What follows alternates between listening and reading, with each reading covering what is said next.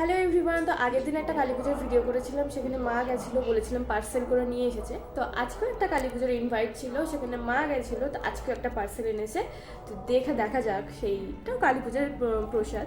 তো পার্সেলে কী কী দিয়েছে, আর আমি আগের ভিডিওটাতেও বলেছি মায়ের প্রসাদ মানেই অমৃত, যেটাই দিক। তো চলো আজকের পার্সেলে দেখি যে মায়ের পুজোর প্রসাদে কী কী আছে।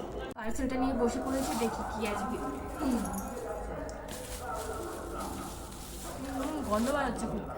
দেখো এখানে ফার্স্টে আছে পায়েস, প্যাকেটের মধ্যে পায়েস দিয়েছে, অনেক কিছুই দিয়েছে, আর দিয়েছে চাটনি,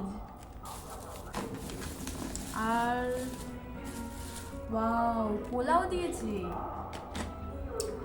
পোলাও আর আলুর দম।